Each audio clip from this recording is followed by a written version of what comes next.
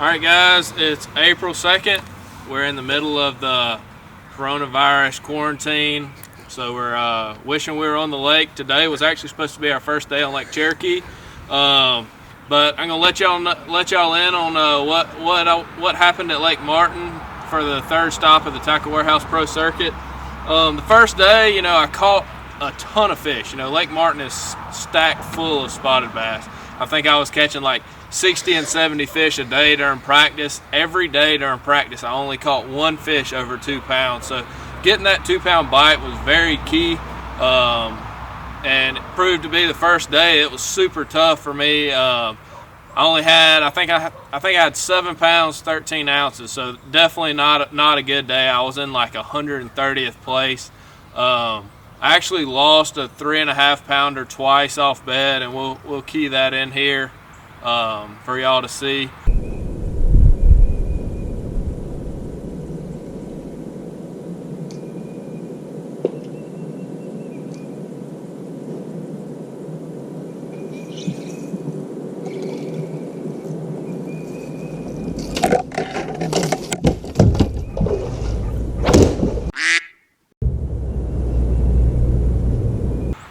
Luckily, the second day I pulled up on it at about 9 o'clock and I ended up catching it.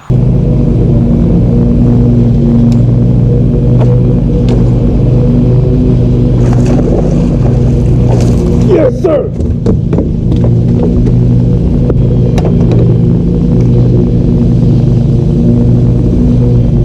In the mouth.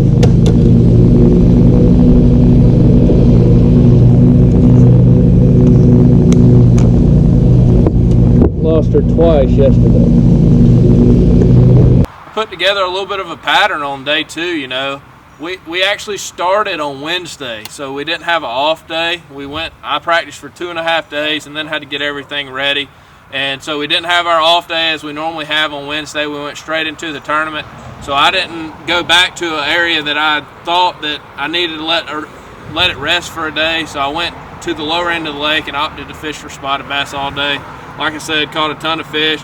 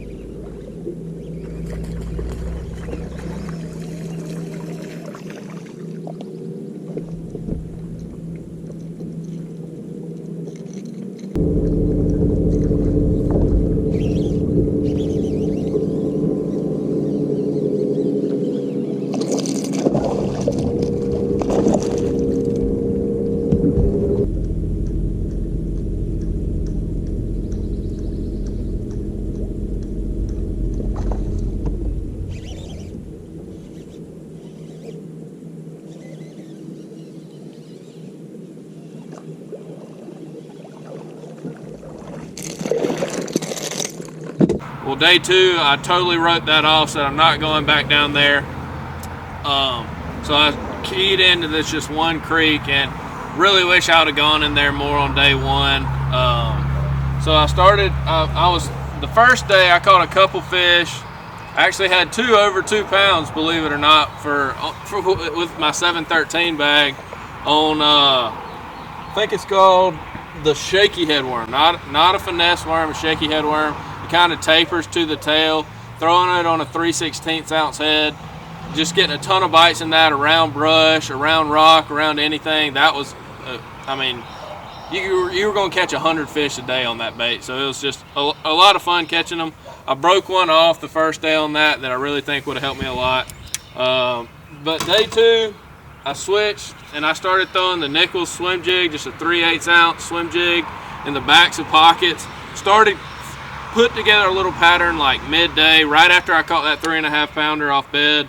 that these fish were these largemouth were really pulling up into the backs of these pockets, and the very far back as you can go, around blowdowns and everything, and they were loving that swim jig. I think the key was I was coloring the tails of that Z-Crawl yellow.